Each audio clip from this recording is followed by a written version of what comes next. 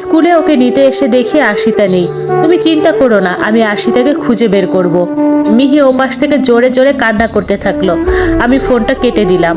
তাড়াতাড়ি থানায় আসলাম। প্রত্যেকটা থানায় আশিতার ছবি মেল করে বললাম যাতে বাস স্ট্যান্ড সবগুলো পয়েন্ট চেক করে তারপর যেন গাড়ি ছাড়ে। বাসার দারোয়ান করিমকে কল দিলাম, বললাম আশিতা বাসায় আসলে আমাকে আর মিহিকে যেন তাড়াতাড়ি কল দেয়।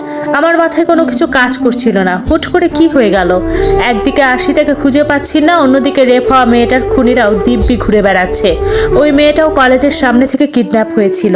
কিছুই ভাবতে পারছি না আমি। টেবিলে রাখা পানির গ্লাসটা থেকে একটু পানি খেলাম। এমন সময় খেয়াল করলাম ওই বুড়ো লোকটা আবারও এসেছেন। ওই দিনও এসেছিলেন। লোকটার দিকে তাকালাম, স্পষ্ট দেখতে পেলাম বুড়ো লোকটার চোখ থেকে অবিরাম পানি পড়ছে। ওই দিন আরশিতার করা প্রশ্নের টেনশনে কোনো কথা বলা হয়নি ওনার সাথে।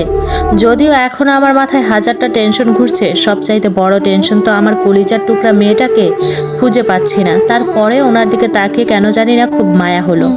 চেয়ার থেকে উঠে ওনার কাছে গেলাম, বললাম চাচা কি সমস্যা আমাকে বলুন।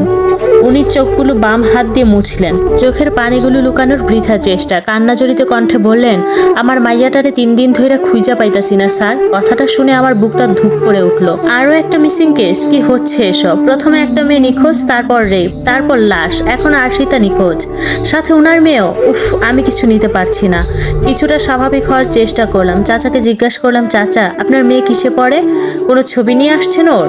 বাজান, ও তো কলেজে পড়ে। আমি পড়ালেখা কিছু করতে পারি নাই। আমার স্বপ্নে ছিল মেয়েটার উকিল বানাবো, কিন্তু ওই দিন কলেজ থাইকা আমার মেয়ে আর ফিরে নাই। এই যে তার ছবিটা দেখেই উনি কান্না শুরু করে দিলেন।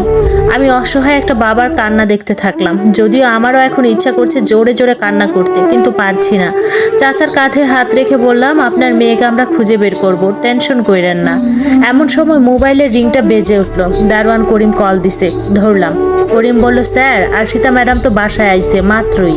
কথাটা শোনা মাত্র আমি তাড়াতাড়ি রওনা দিলাম বাসার উদ্দেশ্যে। বাসায় গিয়ে দেখি আরশিতা চুপচাপ বিছানায় বসে আছে, ভীত চেহারা।